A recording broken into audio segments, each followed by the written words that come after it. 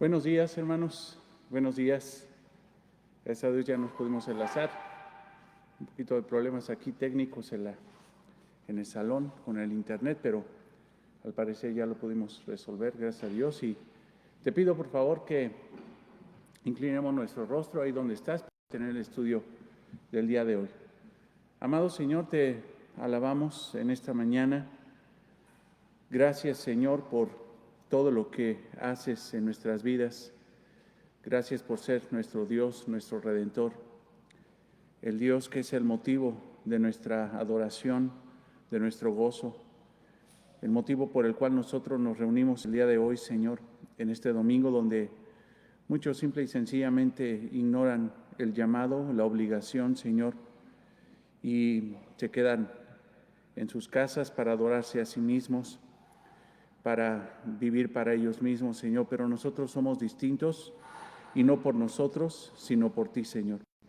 Te pedimos, Señor, que en ese sentido, Señor espiritual, que nos has dado, Señor, en esa renovación, a través de tu Espíritu que mora en nosotros, Señor, podamos el día de hoy adorarte, Señor, en este domingo que es tuyo, como todos los días de nuestra vida, Señor. Te damos gracias en el nombre de Cristo y te pedimos, Señor, que abras nuestro entendimiento para que podamos recibir la enseñanza del día de hoy. Te alabamos, te bendecimos, te exaltamos, te glorificamos y te damos gracias en el nombre de Cristo, nuestro Señor y Salvador. Amén. Bien, hermanos, pues hemos estado estudiando estos distintivos y tenemos este distintivo sumamente importante, como todos los demás, de tener un concepto adecuado, bíblico, de lo que es el divorcio y las nuevas nupcias. Debemos de tener un concepto adecuado, hermanos, porque se los he dicho, cuando hay matrimonios fuertes en una congregación, también, hermanos, hay una iglesia fuerte. Pero si tenemos congregaciones débiles, se debe mucho al estilo de vida que tienen los matrimonios, las familias, y eso pues es un gran problema que no debe de manifestarse en la iglesia de Cristo. Entonces, hermanos, estamos con el distintivo. Yo les he comentado que puedes descargar el distintivo ahí en la página de la iglesia, en palabraabundante.org. Ahí hay una sección que se llama Confesión de Fe, y en la parte de abajo de esa sección, ahí están los distintivos de Palabra Abundante, donde los puedes consultar directamente ahí en tu dispositivo, estudiarlos directamente ahí, o si no, también lo puedes descargar para tenerlo en formato PDF. Un hermano el jueves me mostraba que lo había impreso, que lo estaban estudiando, su esposa y él. Entonces eso es muy bueno, hermanos, para que podamos estar entendidos de lo que es pues la doctrina que enseñamos en esta congregación y los distintivos que creemos, hermanos, que deben de estar en esta iglesia. Distintivo se refiere al hecho de qué nos hace distintos a comparación de otras congregaciones. Hay congregaciones en el aspecto del divorcio, por ejemplo, que dicen que por ningún motivo un cristiano se puede divorciar, por ningún motivo. La realidad es que si fuera eso, hermanos, sería muy fácil, porque si vinieran con diversidad de conflictos, incluso hasta adulterio dentro del ¿cómo se llama?, del matrimonio, pues sería muy fácil de mi parte, incluso de parte de la iglesia, exhortar a esos hermanos a que, pues aunque hubiera adulterio, no se pueden divorciar, y punto, y ahí nos quedamos. Mas, sin embargo, eso no enseña la palabra de Dios. La palabra de Dios enseña que sí hay un motivo, incluso dos motivos por los cuales un matrimonio se puede disolver aún siendo un matrimonio cristiano. Es el adulterio impenitente, el adulterio constante del adúltero, del infiel, de la infiel, y el otro es el abandono del cónyuge. Entonces, sí hay motivos. Hay iglesias donde dicen que no hay motivo alguno. Hay otras iglesias que dicen que hay una diversidad de motivos. Por un montón de motivos permiten esas iglesias que sus matrimonios se disuelvan. Mas, sin embargo, nosotros creemos que solamente hay dos motivos por los cuales un matrimonio se puede disolver. No es la opción, no es lo mejor, es el último de los recursos, cuando ya no hay otro remedio, cuando han pasado años, cuando ha pasado tiempo y no hay forma de restablecer, de regenerar ese matrimonio. Y eso es muy triste, hermanos, es muy triste. Les pido que vayan a los distintivos bueno, la verdad es que he hecho 2 introducciones medio largas, ya he explicado varias cosas, pero vamos a avanzar en el distintivo el día de hoy. Dice la palabra de Dios en Mateo 19, 3, 9, que el matrimonio es algo indivisible, hermanos. Y ahí mismo, en esa misma sección, el mismo Señor Jesucristo nos dice por qué motivo, hasta ese punto de la revelación bíblica, por qué motivo puede disolverse un matrimonio, y la causal es solamente por adulterio. Cristo enseña claramente que el divorcio da lugar al pecado humano, el cual viola el propósito original de Dios de unidad íntima y permanente del vínculo matrimonial, porque ese fue el propósito de Dios en los principios, en el principio en Génesis 2:24, donde con todo el entendimiento espiritual Moisés declaró que por esto dejará el hombre a su padre y a su madre y se unirá a su mujer y se harán una sola carne. Ese era el principio divino. Dios creó a un hombre y a una mujer, un hombre, un solo hombre y una sola mujer, para que en una unidad indivisible, íntima, permanente, estuvieran unidos para la gloria de Dios, para darle al Señor una herencia, una familia aquí en la tierra, un grupo de seres distintos que era el ser humano, que sería la familia de Dios en esta tierra. Nuestro Señor Jesucristo enseñó que la ley de Dios permitía el divorcio únicamente por la dureza del corazón de los hombres, y eso fue lo que dijo en Mateo 19:8. El divorcio legal era una concesión que se hacía al compañero fiel debido al pecado sexual o al abandono de su cónyuge. De esta manera, el cónyuge fiel quedaba desvinculado del matrimonio, y eso lo hemos visto en Mateo 5:32, porque el Señor Jesucristo no solamente en Mateo 19 habla acerca de la causal de divorcio, que era adulterio, sino también en el Sermón del Monte, en Mateo 5:32, el Señor vuelve a hablar, o inicialmente habla de ese tema. Sin embargo, el abandono del cónyuge lo vemos en 1 Corintios 7, 12, 15. Eso, incluso hoy en la predicación vamos a hablar acerca de eso, porque es sumamente importante que la iglesia lo conozca. Aunque Jesús dijo que el divorcio estaba permitido en algunas situaciones, debemos recordar que la idea principal de este discurso era corregir el pensamiento judío de que podía divorciarse por cualquier causa. Entonces, cuando nosotros vemos Mateo 19, bajo la pregunta de los fariseos acerca de que si era lícito que el hombre repudiara a su mujer por cualquier causa, desechara a su mujer, despidiera a su mujer por cualquier causa, el discurso principal o el sentido principal de nuestro Señor Jesucristo, lo que tenía en la mente era corregir la falsa doctrina de que se podían divorciar por cualquier causa. Y el Señor corrige esa situación, les esclarece lo que dice el Antiguo Testamento, específicamente en Deuteronomio 24, del 1 al 4, y el Señor corrige esa falsa doctrina. Pero tampoco en este pasaje, hermanos, de Mateo 19, el Señor está promoviendo el divorcio. No, Él está promoviendo que lo que Dios unió no lo separe el hombre. Él está promoviendo la unidad del matrimonio. Él está promoviendo los principios divinos, no las leyes humanas. Entonces, incluso no está ni siquiera promoviendo esa licencia que dio Moisés, que a fin de cuentas fue una licencia que dio Dios para que se divorciaran por causal, el único causal que era el adulterio. No está promoviendo ni siquiera eso. Siempre Dios ha sido pro matrimonio, pro vida, pro familia, pro libertad, pro verdad. O sea, Dios va en pro de todo lo que Él ha estipulado en su palabra, porque es bueno, es agradable, es perfecto. Mas, sin embargo, hermanos, este mundo, y no es una cuestión de hoy, sino que desde esos tiempos ya de los tiempos de nuestro Señor Jesucristo, este mundo va en contra, va versus matrimonio, o sea, quieren ver cómo se disuelve lo más rápido posible, y eso, hermanos, no es de la voluntad de nuestro Señor.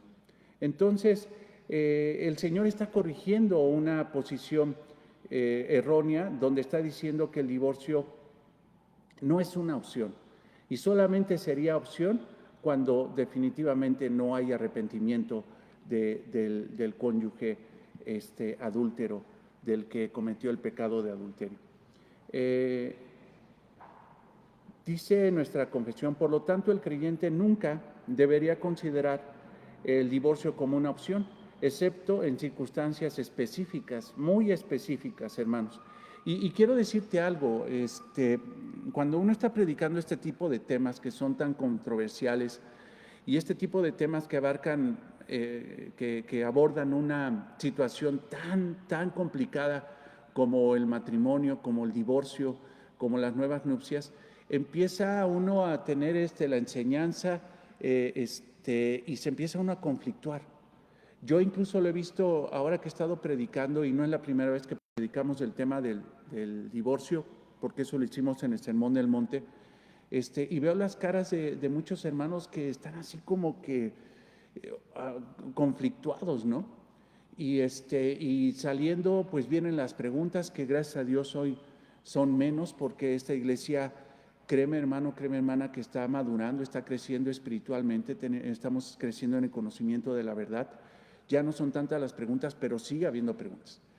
Y empiezan a decir, bueno, es que yo conozco a una persona, y probablemente lo hable de alguien muy cercano o de sí mismo, pero conozco a una persona que se divorció tanto tiempo, pero no fue el motivo. Pero déjeme explicarle. Y es que pasó esto, y hace 3 años así, y luego fueron 2 años, se separó, pero no se divorció, pero luego se casó se juntó con otra persona, pero después dejó a esa persona y regresó para acá, y tuvo un hijo acá, pero resulta que allá tuvo otro hijo, porque cuando se retiró de la persona con la que se había juntado, ahora resulta que quedó embarazada, y entonces, y empieza un verdadero desastre, que de veras, hermanos, quiero decirte honestamente, yo creo que para cualquier ministro, cualquier pastor, eso es muy complicado. Y no se puede resolver en las rodillas, que te digan, no, pues regrésate con aquel o acá, o tú o tata, o aquel o el fulano que me estás platicando. No se puede resolver porque son tantas variables, desafortunadas variables, que uno tiene que considerar para dar un consejo apegado a la palabra de Dios. Es muy difícil, hermanos, hacerlo. Entonces, la realidad, hermanos, es de que, como dicen en mi pueblo, ¿para qué tanto brinco estando el piso tan parejo, no? Si podríamos respetar la palabra de Dios y los principios de Dios, ¿para qué nos metimos en unas situaciones tan difíciles? El ser humano le encanta la complicación, y cuando peca se mete en ese ámbito. En un ámbito donde tiene ya una enemistad con Dios, tiene un conflicto, y principalmente con Dios, y vaya que ese sí es conflicto, y se mete en un ámbito de complejidad, donde uno, hermano, a veces es una maraña, que ya no puede uno ni siquiera ver todas esas variantes y dar una alternativa bíblica. Claro que se puede, pero es muy difícil, hermanos. No me estoy lavando las manos, no me estoy curando en salud. Simple y sencillamente te pido que cuando tengas una pregunta acerca de eso, no pretendas que yo te conteste a la primera. Tendría que sentarme contigo, tendría que ver el asunto, tendría que estructurarlo muy bien para ver todas estas situaciones y dar un consejo conforme a la voluntad de Dios. Entonces, hermanos, lo que sí debemos de considerar es que el divorcio es la última opción, es la última, el último recurso, no es el primero. No, o sea, dice, adulteró, me divorcio, así, ya, pero así en caliente, ¿no? Como dicen tantos, ¿no? O dicen tantas, ¿no? Que incluso hasta lo dicen con un orgullo, como si ellos no pecaran, ¿no? Y claro que está mal el adulterio, pero también todos somos pecadores, hermanos, y todos necesitamos ser restaurados, todos necesitamos ser confrontados, todos necesitamos tener esa confrontación, pero también tenemos la gran necesidad de arrepentirnos y la gran necesidad de ser perdonados. Entonces, hermanos, el divorcio no es la primera opción, es la última opción, cuando ya de plano las cosas ya no se van a restablecer. Bien, entonces, hablemos de las bases del matrimonio. La única base bíblica para divorciarse que se encuentra en el Nuevo Testamento es el pecado sexual y la deserción del incrédulo. La primera se encuentra en el uso que Jesús hace de la palabra porneia. Yo te pido que vayas a Mateo 19:9. 19:9, Mateo 19:9. Y yo os digo que cualquiera que repudia a su mujer, salvo por causa de porneia en el griego. Y esta palabra porneia, hermanos, es una palabra amplia que habla acerca del pecado sexual, no específicamente del adulterio, porque aquí el Señor Jesucristo no está utilizando otro tipo de palabra en griego que se refiere específicamente al adulterio. No, está hablando de porneia, está hablando de un aspecto más amplio de pecado sexual. Entonces, aquí, hermanos, el asunto se pone más amplio. ¿Por qué? Porque si un matrimonio, uno de los cónyuges, resulta que está pecando sexualmente, pero no con una persona, sino, bueno, aquí voy a hablar de cosas medio complicadas ya, sino está cometiendo pecado sexual, está teniendo relaciones sexuales con animales, por ejemplo, que en los pueblos se da mucho eso, en los pueblos se da mucho esa porquería de pecado, esa suciedad de pecado, pues el cónyuge no podría, infiel, podría decir, ¿sabes qué? Pues no, es que no te engañé con ninguna persona, sí, pero es que estás cometiendo un acto de porneia, un pecado sexual, o sea, estás cometiendo pecado sexual con un animal, estás cometiendo pecado sexual con un cadáver, estás cometiendo pecado sexual en un ámbito donde hay una relación sexual explícita, hay una situación así. La palabra incluso, ahorita la quería recordar, porneia, hay una palabra que se refiere solamente al adulterio, que es morneia. Si no me equivoco, es la pronunciación correcta. Todavía no entro a lenguas bíblicas, hermano, yo creo que se me va a corregir esto, pero es una palabra muy similar, pero es morneia. Y esa palabra se refiere sí específicamente a adulterio, pero morneia no es la palabra que está utilizando nuestro Señor Jesucristo en este pasaje del versículo 9, sino está hablando de porneia, está hablando de pecado sexual abierto, o sea, en un ámbito más abierto, en una categoría más abierta. Y eso es interesante porque aquí no está diciendo, ¿cómo se llama? Solamente por el hecho de que un matrimonio tenga, uno de los cónyuges tenga relaciones sexuales fuera del vínculo matrimonial, es el único motivo, sino está utilizando la palabra porneia, o sea, pecado sexual explícito, relaciones sexuales en cualquier ámbito, con cualquier tipo de ser. Eso es lo que está diciendo nuestro Señor, y me parece que eso es importante para que lo consideremos. No es la primera vez que el Señor dice eso. Si tú te vas a Mateo 5:32, si te regresas,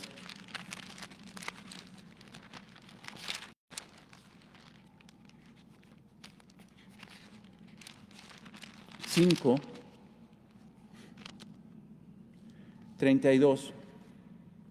Pero yo os digo que el que repudia se divorcia de su mujer, a no ser por causa de porneia. Porneia. Ahora, cuando esa persona comete pecado sexual explícito, y aquí hay un dilema, hermanos, porque hay una situación donde,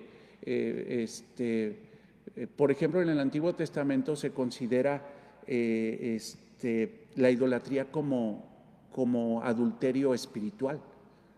Entonces, muchos interpretan que si un cónyuge está, ¿cómo se llama?, adorando a otros dioses, está cometiendo adulterio espiritual, entonces es causa de divorcio. No, realmente no está bien interpretado eso, pero la gente llega a ese punto. Pero fíjate, dice en el 32, pero yo os digo que el que repudia a su mujer, a no ser por causa de porneia, hace que ella, morneia, creo que es cometa adulterio, y que el que se casa con la repudiada comete morneia, adulterio. O sea, aquí sí ya es un acto de una relación sexual fuera del matrimonio. Y creo que entiendes perfectamente bien la estructura, pero la vuelvo a explicar. Aquí en el versículo 32 y en el versículo 9 de Mateo 19, lo que está diciendo el Señor es totalmente, como todo lo que ha dicho y todo lo que dice la palabra, es totalmente cierto. Dice, pero yo os digo que el que repudia a su mujer, o sea, el que se divorcia de su mujer, a no ser por causa de fornicación, hace que ella adultere, y el que se casa con la repudiada comete adulterio. O sea, aquí lo que está diciendo es que si una persona se divorcia por causas que no son bíblicas y se casa con una persona, está cometiendo adulterio. ¿Por qué? Porque la única causal que Dios permite para una separación de un matrimonio, y más de un matrimonio cristiano, es el pecado sexual explícito. Ese es el asunto. Y si esa persona, ¿cómo se llama?, se casa con otra persona, esa persona que se casa con el adúltero comete adulterio, porque esta persona realmente delante de Dios sigue casado. Esta persona delante de Dios sigue casada y no tiene ninguna libertad para casarse. Y como sigue casada y establece una relación con otra persona, está cometiendo adulterio. Entonces, aquí es donde hay una situación muy, muy, muy compleja. Ahora, te quiero decir algo. Esta palabra porneia, esta situación de esta infidelidad, esto de no mantener el lecho sin mancilla, es un asunto muy, muy delicado. Hay casos donde hay hombres, y se da muy tristemente los hombres, pero también la mujer tristemente también entra en esa situación de coqueteos,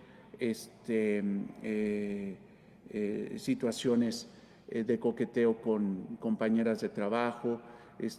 Recuerdo desafortunadas consejerías donde él se molestaba porque ella le revisaba el celular y resulta que le encontraba conversaciones con las clientas del gimnasio, porque él trabajaba en un gimnasio, y resulta que él pues tenía una relación muy, muy estrecha, incluso yo viendo los mensajes, muy cínica con sus ¿cómo se llama?, clientas, por decirlo así.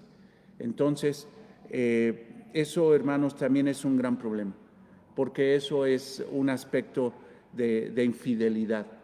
Ese tipo de conversaciones no puede establecerse entre un hombre y una mujer, a menos que sea su esposa, su esposo. No puede ser, no puede ser. De repente resulta que tienen mucho más comunión y una conversación más familiar con cualquier otra mujer, menos con su esposa, menos con su esposo. Y eso es una situación, hermano, muy delicada, porque es una falta de comunicación que debe de existir, que debe de imperar siempre en el matrimonio. Muchas veces el hombre no quiere que la mujer vea su celular o que vea su correo. Y la realidad es de que eso también es algo muy delicado, porque si algo puede revisar y tiene la libertad de hacerlo, una mujer, es de revisar los correos y todos los ámbitos de su esposo. De repente se da en los matrimonios que dicen, es que, ¿sabes qué? Hay privacidad, hay cosas personales, son mis cosas, o sea, mi celular es mi celular, ¿por qué te voy a dar yo la clave para que entres? ¿O por qué revisas mi correo? Y déjame decirte una cosa, y te lo digo a ti, joven, hermana, hermano, que no te has casado. En el ámbito del matrimonio no hay secretos, no hay vida personal, no hay situaciones personales que mi cónyuge no debe de meterse ni conocer. Si tú crees que en el ámbito de vida hay cosas personales, íntimas, en la relación, ¿cómo se llama?, de un matrimonio, donde uno entra al matrimonio y decir, ¿sabes qué? Esto es mío, es íntimo y no te lo puedo yo revelar ni lo puedo abrir para ti. Entonces, si ese es el concepto en tu cabeza, tú que estás soltero, no te cases, porque no tienes un concepto adecuado de lo que es el matrimonio. En el matrimonio no hay secretos, en el matrimonio no hay cuestiones personales, ni vida personal, ni íntimas. No, en el matrimonio te tienes que hacer una sola carne, eso es. Y cualquier violación a esa relación, que debe de ser, ¿cómo se llama?, estrecha, que debe ser fraternal, en una comunicación. Y yo lo reconozco, hermanos, no es perfecto, somos pecadores. De repente el egoísmo nos gana, de repente somos muy individualistas, pero ese tipo de situaciones no puede imperar en una relación matrimonial, no puede pasar ese tipo de situaciones. Si tú tienes esa perspectiva en tu cabeza de que hay cosas personales y que tú no te gustaría revelarle tus cosas personales o que te estén registrando tus cosas y eres soltero, no te cases, quédate como estás. Pero te voy a decir bueno, ahí vamos a entrar al tema porque la cantidad de personas que tienen un don de celibato, por decirlo así, o la cantidad de personas que tienen el don de no casarse, como lo tenía Pablo, en este mundo, hermanos, es mínimo. Yo creo que es una especie sumamente escasa, por decirlo así. Los que tienen el don que no les es necesario casarse, que no les es necesario relacionarse con el sexo opuesto, que simple y sencillamente tienen un objetivo que principalmente es servirle a Dios y no necesitan casarse. Tienen ese don espiritual. De ahí en fuera, te aseguro que todos necesitamos casarnos. Todos necesitamos casarnos. Y lo primero que tiene que derribarse en un muchacho, en una muchacha que se quiere casar, es la mente egoísta, egocéntrica. La mente de esos que simple y sencillamente dicen, es que yo quiero casarme para ser feliz. Yo me quiero casar para que yo sea feliz. Desde ahí ya hay un gran problema. Y también hay un gran problema cuando dicen, no, yo no soy egoísta. Yo quiero casarme para hacerla feliz o hacerlo feliz. Ahí también hay otro problema, porque sigue siendo una situación mundana entre que yo te hago feliz a ti o tú me haces feliz a mí. Y qué padre, se oye bonito, se oye romántico, se oye muy, muy maduro, muy sabio. Pero sin embargo, hermanos, el propósito principal por el cual nos casamos es para que con nuestro matrimonio le demos gloria a Dios y darle satisfacción a Él principalmente. Nos unimos y Él es el que nos une, ¿para qué? Para hacer una heredad, para hacer su voluntad aquí en la tierra, para hacer una familia para Él, para vivir para la gloria de Él, para que reflejemos su carácter aquí en la tierra, en un matrimonio que realmente tenga armonía, como tiene armonía el Padre, el Hijo y el Espíritu Santo, para que cumplamos roles distintos, como tiene ese rol distinto el Padre al Hijo, al Espíritu Santo. Hay roles distintos entre ellos. De la misma forma opera un matrimonio, debe de operar un matrimonio aquí en la tierra. El matrimonio no es para nosotros, no es para nuestra gloria. Cuando nosotros vivimos para la gloria de Dios, hermanos, simple y sencillamente viene la satisfacción, viene la bendición, viene la providencia, viene el gozo, viene la comunión, vienen, hermanos, matrimonios hermosos, extraordinarios, que pueden pasar por circunstancias, que pueden tener situaciones, pero sin embargo, hermanos, están dispuestos a darle gloria a Dios en todo ámbito de su vida, en cualquier momento, en las buenas y en las malas, en la juventud, en la senectud. cuando tengan 2 años de casados o cuando tengan 50 años de casados, ellos tienen en mente un solo objetivo y en ese objetivo tienen su gozo. Entonces, eso es sumamente importante, hermanos. Entonces, la palabra porneia, yo ya me fui por otro lado, la palabra porneia implica muchas cosas. Es una situación de pecar sexualmente. Y hoy es un asco ya lo que pasa, porque se dan relaciones sexuales virtuales, donde está el hombre en un lado y la otra está del otro lado, y por medio del teléfono se empiezan a mandar mensajes y se empiezan a mandar fotos, entre menos ropa mejor, y unas situaciones horribles, horribles. Ahora, eso es porneia, eso es porneia. Hay un problema ahí, ¿no? Hay una situación, hermanos, que debemos de cuidar. Entonces, permítame tantito.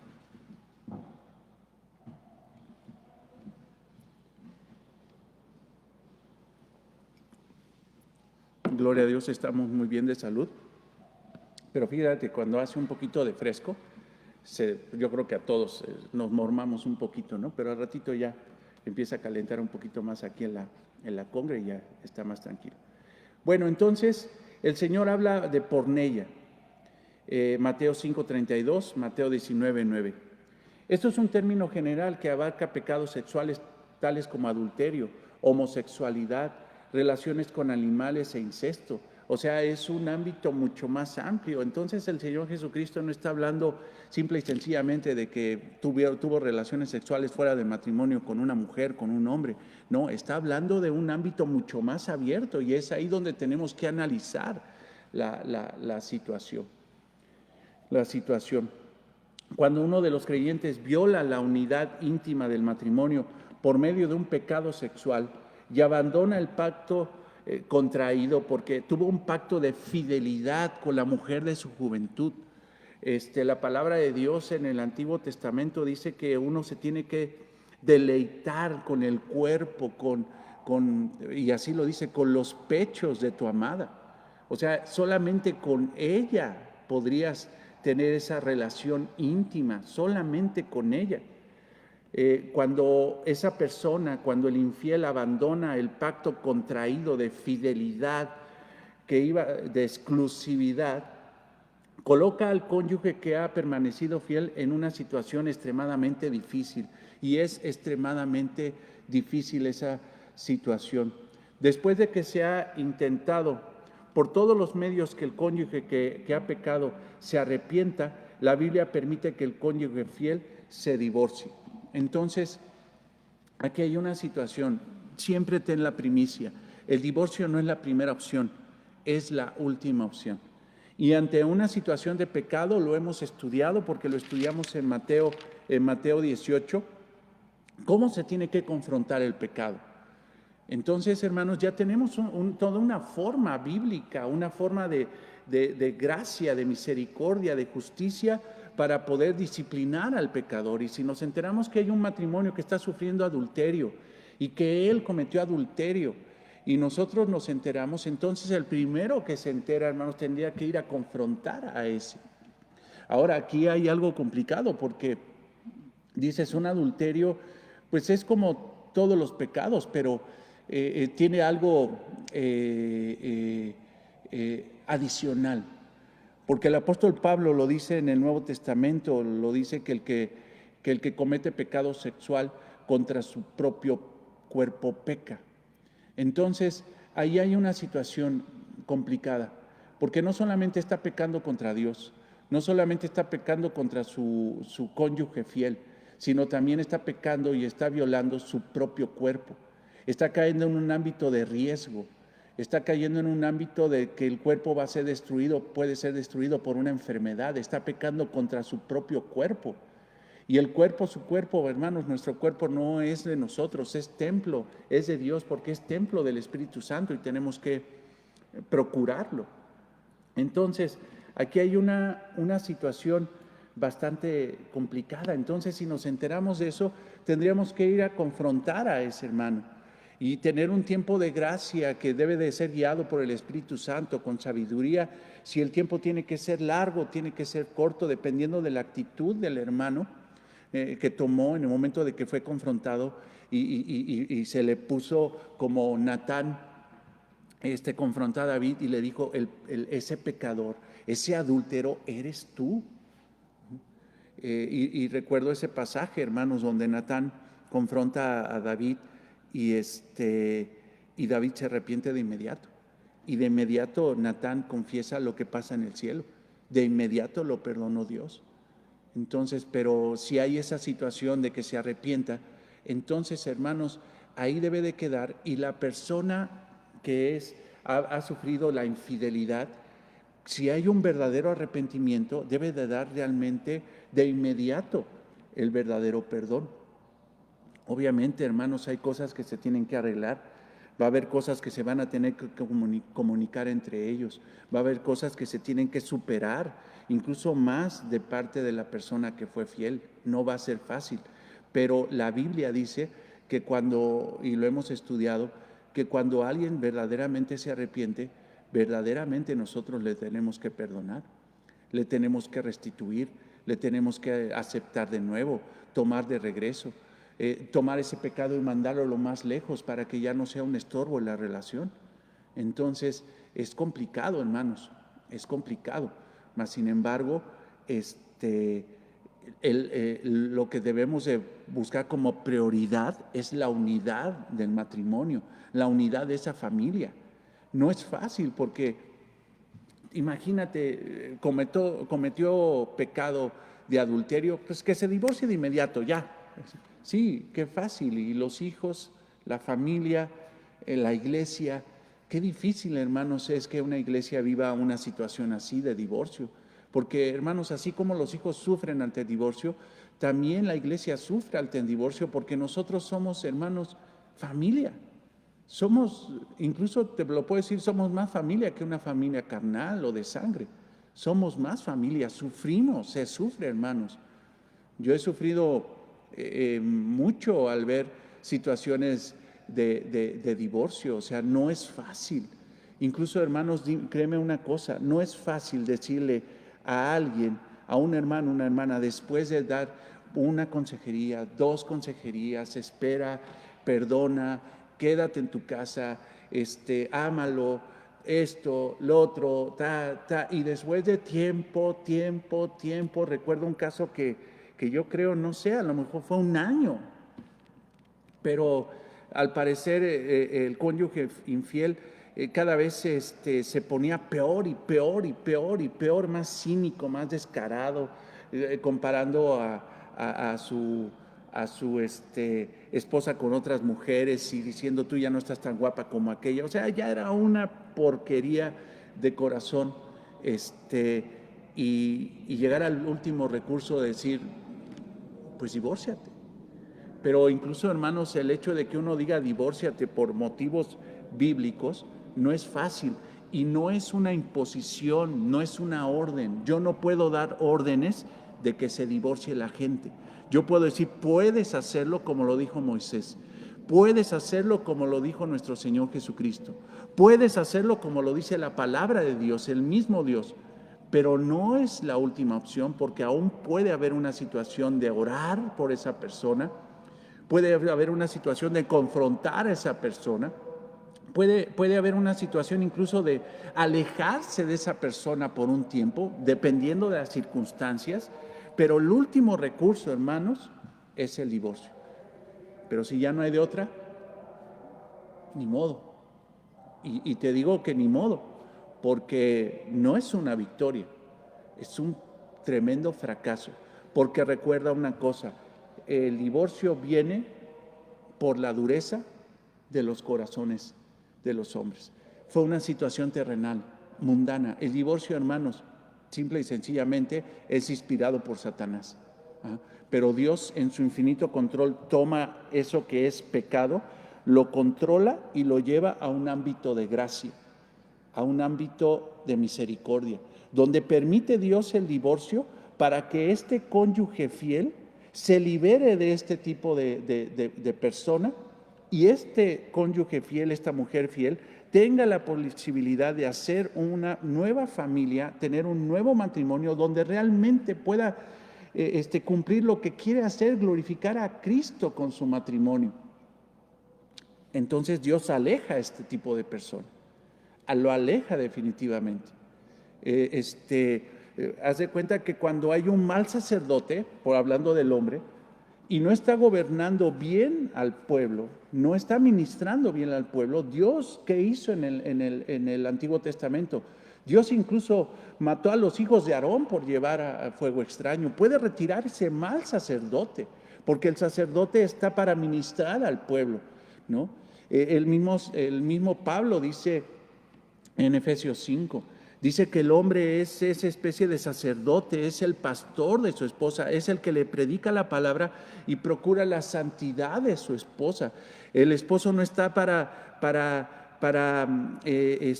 hacer caer en pecado a su esposa, para llevarla a pecar, para llevarla a esos ámbitos. Lo que tiene que procurar un esposo es la santificación de su esposa, no la profanación de su esposa. Por eso, hermanos, tengamos cuidado de tener una actitud así, porque Dios puede retirar al sacerdote, puede quitarlo. ¿Sabes qué? Ya no, vete. Y ahora le voy a poner uno que realmente sea sacerdote, que realmente haga bien las cosas. Ajá. Porque acuérdate de una cosa, hermanos, acuérdense de una cosa, la iglesia es de Cristo, y quiero utilizar esa analogía. El cuerpo es de Cristo. La esposa que tú tienes no es tuya, es principalmente de Cristo. Recuerda una cosa, hermano, la esposa representa a la iglesia, la esposa representa al pueblo, y nunca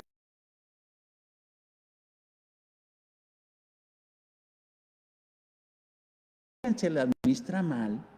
Si alguien administra mal a la esposa, o sea, no la ama como Cristo amó a la iglesia y se entregó a sí mismo por ella, el Señor quita a ese líder, lo quita. Puede llegar a ese punto, pero te estoy diciendo una cosa, porque lo estamos viendo aquí, ve la relación, es la última opción de Dios, pero es la opción de Dios. Entonces, tengamos cuidado de no ser buenos maridos, de no ser buenos creyentes, amando a nuestras esposas como Cristo amó a la iglesia y se entregó, se sacrificó, se donó, se humilló por una causa, para que su iglesia fuera edificada, para que su iglesia fuera santificada, para que su iglesia fuera purificada con el lavamiento del agua por la palabra.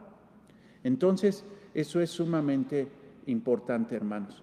Y en contrasentido igual, o sea, hermana, ten cuidado de no ser una mujer que no hace su rol de una forma adecuada, que no se sujeta a su marido, una hermana que no está entendiendo que su labor principal para glorificar al Señor es servir a su esposo, ser ayuda idónea, no competencia, no la mandona, no la, ¿cómo se llama?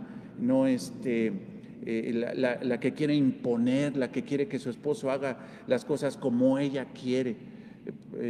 Recuerda siempre una cosa, como lo dijo el apóstol Pedro en primera de Pedro 3, si no me equivoco, que la mujer, así como Sara tenía en la cabeza en la relación con su esposo, siempre le llamó a su esposo, a Abraham, Señor.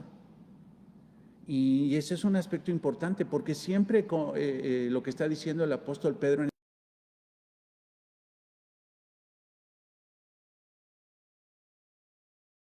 la mente una cosa, que su esposo era autoridad, que su esposo era el Señor, era el amo, era el que llevaba realmente la autoridad dentro de la casa, la autoridad dentro de la familia y la autoridad dentro del matrimonio. Así lo diseñó Dios desde el principio, desde Adán y Eva.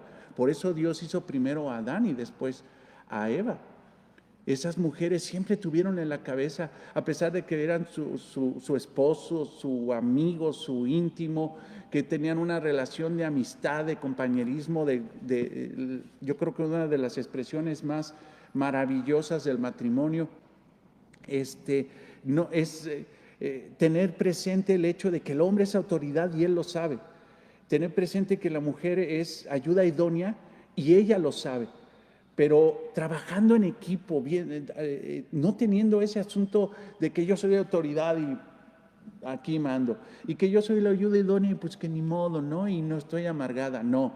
Tener el ámbito perfecto, sacando la amargura de conceptos de prepotencia o de como humillación y que las mujeres siempre son un cero un número a la izquierda, no sé, cualquier tipo de conceptos, dejando todo eso y teniendo presente el rol que Dios nos ha dado con un orgullo santo, con una concepción de que gloria a Dios, que yo soy autoridad, pero no para gobernar pecaminosamente, sino para gobernar con amor. Y yo soy ayuda idónea, no para creerme menos, sino que simple y sencillamente soy ayuda para complementar a este ser que me necesita. Él no podría sin mí. Y llegar a tener ese equipo. Y llegar a tener un equipo, hermanos, donde simple y sencillamente todas las cosas están trabajando y yendo para arriba de una forma maravillosa. Eso es la concepción. Pero hablando de la mujer, yo te decía, estas mujeres del Antiguo Testamento, como en el caso de Sara, que es el ejemplo que pone el apóstol Pedro, siempre tuvo presente en la cabeza de que a pesar de que eran un equipo, a pesar de que era su amigo, a pesar de que era su esposo, era su autoridad, principalmente era su autoridad. Entonces, el hombre principalmente está para humillarse y servir a su mujer, porque tiene que humillarse como Cristo se humilló, porque amó a su iglesia. Y por otro lado, la mujer debe tener el concepto de ayuda idónea, de entender que ella nunca va a ser cabeza, que ella está para ayudar y que la cabeza, el amo, el Señor, es el esposo. Eso es sumamente importante y lo digo de broma, pero creo que podría ayudar un poquito. No es el hecho de que le digas a tu esposo, o que por ejemplo Laila me diga don Raimundo, ¿no? El amo Raimundo. No, no es eso. No es una situación así, sino que simple y sencillamente se debe de tener en la cabeza que quién es la autoridad. Cuando alguien tiene la cabeza perfectamente bien quién es la autoridad, entonces empieza a respaldar esa autoridad, a no jugarle las contras a esa autoridad, no a competir. Hermanos, hay autoridades que no son para competir con ellas, sino son simple y sencillamente para sujetarse a ellas, hermano. Y eso pasa en el matrimonio. Eso pasa en el matrimonio. La segunda razón, hablemos de causal de divorcio, por la que se permite el divorcio, se da en los casos en los cuales la parte incrédula no desea vivir con su esposo o esposa creyente. Te pido que vayas a 1 Corintios 7, 12, 15. 1 Corintios. Y no te espantes si a lo mejor nos quedamos cortos, porque hoy vamos a hablar precisamente en la predicación, porque es un texto obligado de la predicación de lo que es el divorcio. Entonces, hoy en la predicación hablaré del tema. 1 Corintios 7, versículo 12. Versículo 12. Pero fíjate, previamente, quiero que veamos un poquito el panorama. Te digo, vamos a avanzar. Te pediría a lo mejor unos 5 minutos más porque entramos un poquito desfasados por el asunto del internet, que gracias a Dios pudimos conectar ahí un teléfono y es el que está trabajando dando el internet. Pero hoy en la predicación hablaré un poquito más de esto. Pero si te fijas aquí en 1 Corintios 7, la pericopa habla de problemas matrimoniales. Y había problemas matrimoniales dentro de la iglesia corintia, de la iglesia de los corintios. Recuerden que los corintios, hermano, tenían un trasfondo griego, un trasfondo incluso permeado un poco de la cultura romana. O sea, era una cultura helénica donde el concepto del matrimonio era totalmente horrible. Los corintios consideraban que el matrimonio servía para cosas simple y sencillamente prácticas, no había una situación de amor entre el cónyuge, de respeto al cónyuge, de intimidad con el cónyuge, no había el concepto de hacerse uno, realmente no lo había, no lo había. Ellos consideraban que el hecho de relacionarse con una mujer y casarse con ella era para aspectos como tener simple y sencillamente alguien con quien tener sexo, alguien con quien tener hijos para darle hijos al Estado, o alguien que les pudiera, cuidar la casa. Para eso querían a una mujer. Tenían incluso un concepto que le llamaban patria potestad, que llegaban al hecho de poder incluso divorciarse de su esposa por cualquier motivo. Ellos tenían la potestad de hacerlo en el momento que fuera. Ante esa situación tan horrible que imperaba en el corazón de los hombres en relación al matrimonio, las mujeres corintias también tenían posiciones extremadamente extremas, ¿no? Acuérdate que los extremos, todos los extremos son extremos, ¿no? Pero bueno, yo con mis pleonasmos, ¿eh? Pero bueno, ellas en lugar de responder de una forma santa, obviamente no conocían la palabra de Dios, obviamente eran mundanas, ellas asumían esa situación. ¿Quieres una sirvienta? Tienes una sirvienta. ¿Quieres una lavadora? Pues tienes una lavadora en mí. ¿Quieres nada más alguien que te dé hijos? Y principalmente hombres, porque si no son hombres y son mujeres, las tiras o las matas, pues aquí estoy. Pero ¿sabes qué? Yo tengo mis derechos, yo también me sé divertir y voy a empezar a tener relaciones sexuales con los esclavos que tienes, y tú no te tienes que, frustrar por esa situación, ¿no?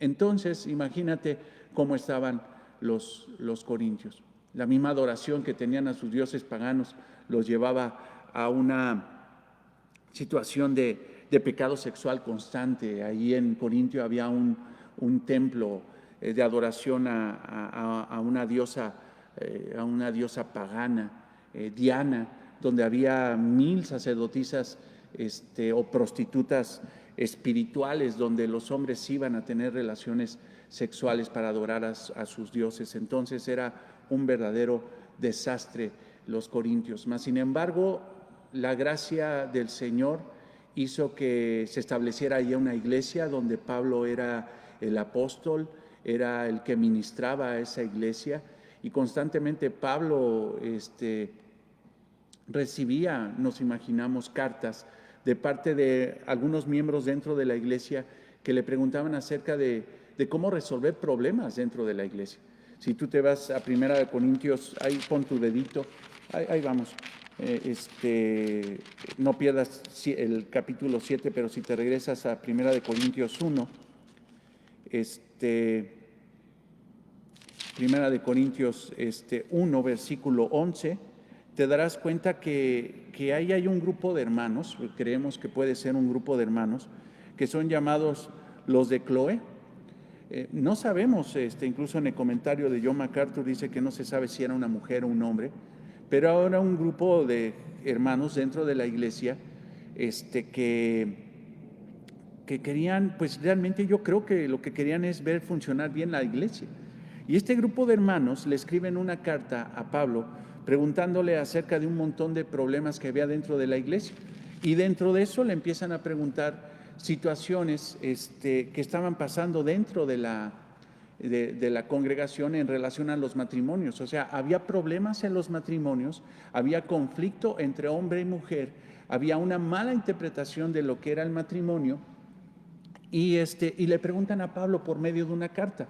No tenemos la carta, hermanos, no la hay. Sería maravilloso ver qué fue lo que le preguntaron los de Cloé en esa carta a Pablo, pero lo que sí sabemos es que Pablo recibió la carta y contestó esa carta. Y las respuestas, hermano, es algo creo que muy lógico. Las respuestas que da Pablo hablan mucho de las preguntas que hicieron estos hermanos. Aunque no tenemos las preguntas, tenemos las respuestas. Y es como cuando, y creo que se los he dicho, cuando uno está hablando por teléfono y no oyes la conversación que hay aquí, pero sí oyes la conversación de la persona que está acá, ¿no?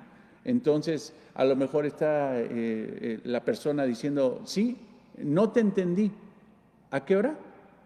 Ah, no, a esa hora no puedo. Puedo una hora después, a las 12 del día. ¿Te parece?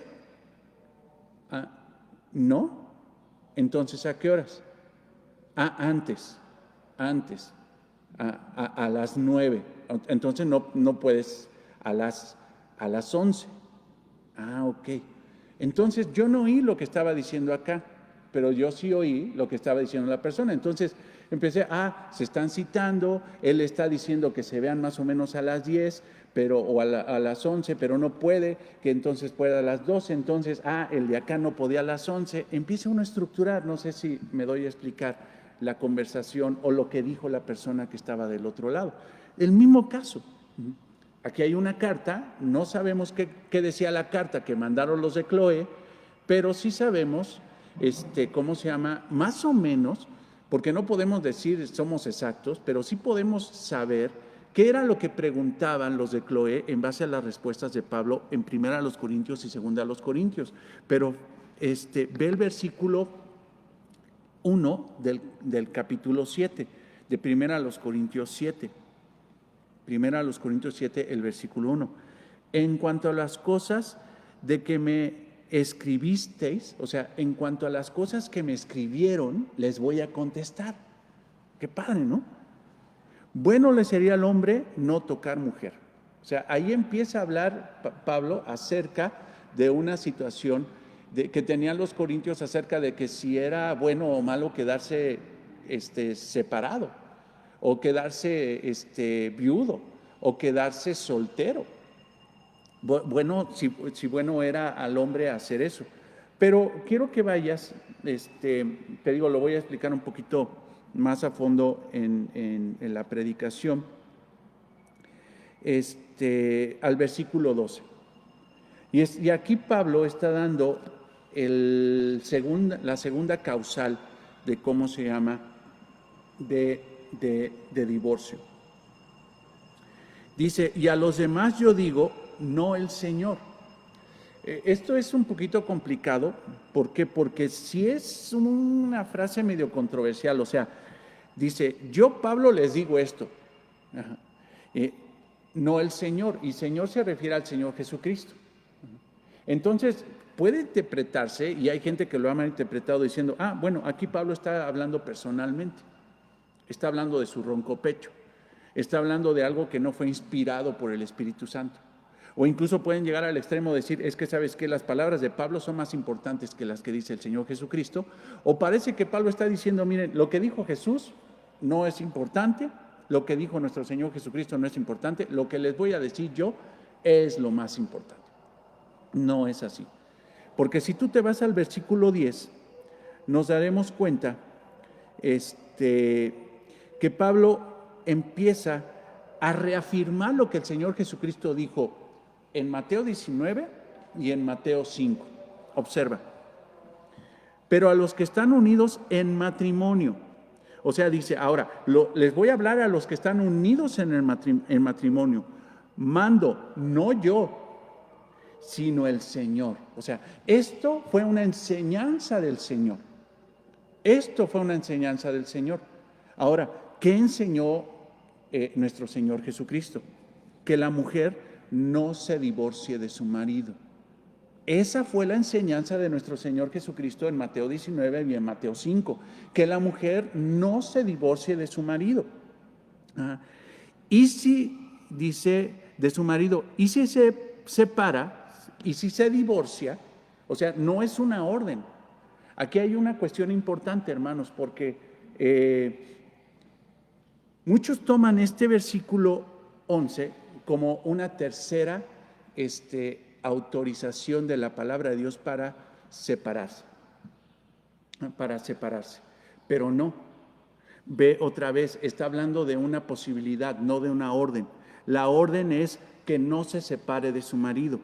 Pero si se separa, o sea, si se revela en contra de la voluntad de Dios y si se separa por causas que no son bíblicas, entonces quédese sin casar. Entonces, ¿qué pasa, hermanos? ¿Qué pasa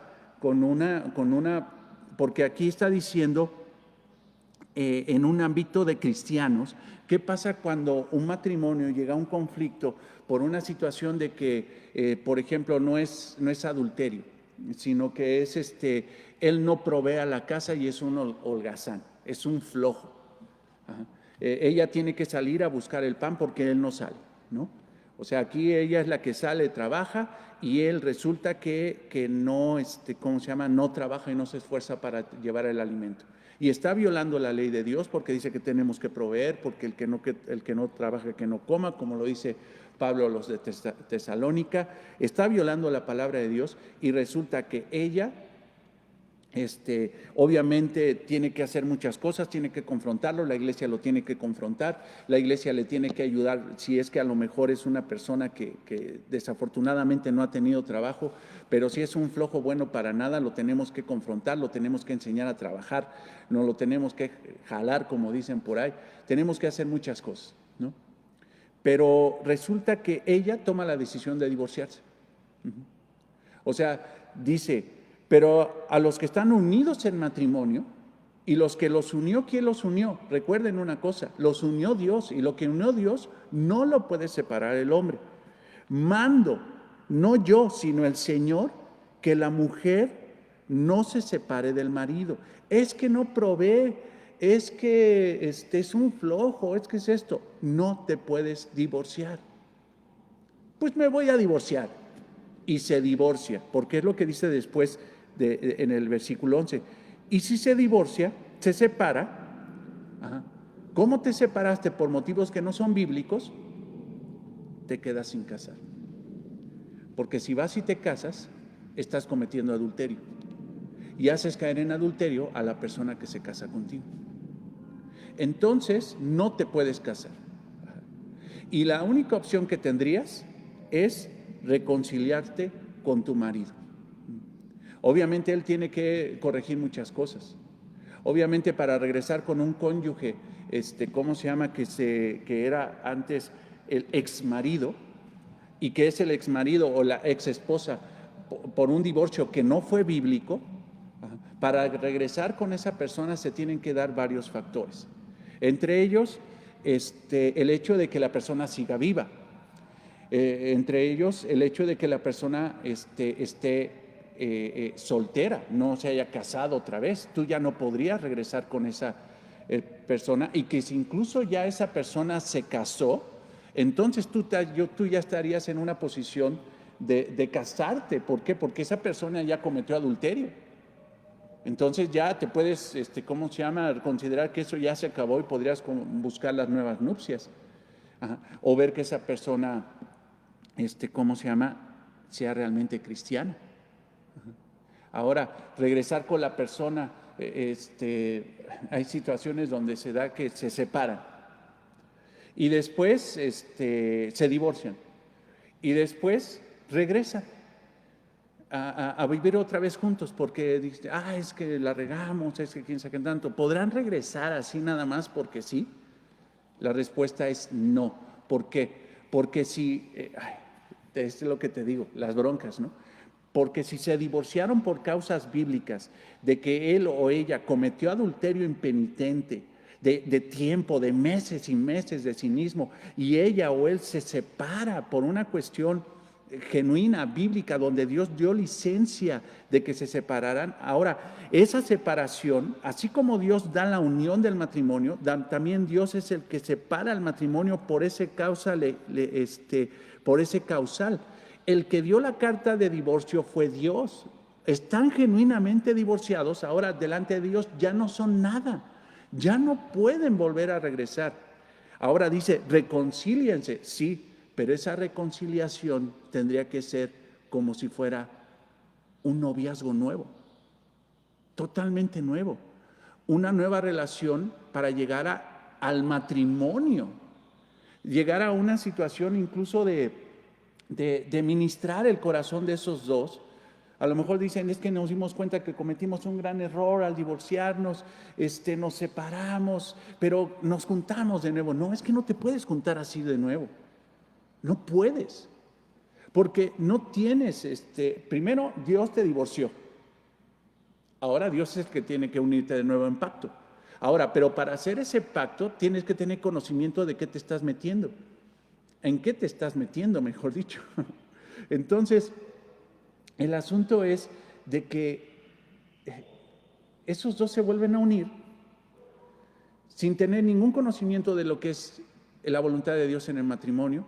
Probablemente inicialmente cuando se casaron por primera vez, se casaron por los motivos no legítimos, no sabían ni en lo que se estaban metiendo, no sabían qué era el matrimonio, se meten al matrimonio, se casan y empiezan a experimentar el matrimonio y empieza la situación, la frustración al grado de que pecaminosamente se divide ese matrimonio porque no supieron cómo es el matrimonio y ni siquiera supieron divorciarse de una forma adecuada y ahora quieren regresar cuando todavía no tienen el conocimiento de lo que es verdaderamente el matrimonio. Tienen que ser ministrados, tienen que ser guiados, tienen que ser parte de una iglesia para ser ministrados.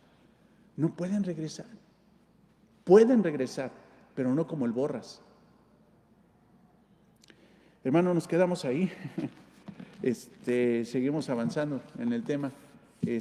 Complicado, pero gracias a Dios, hermanos, que tenemos esto y que nos puede ayudar sobremanera para poder tener un matrimonio para la gloria de Cristo.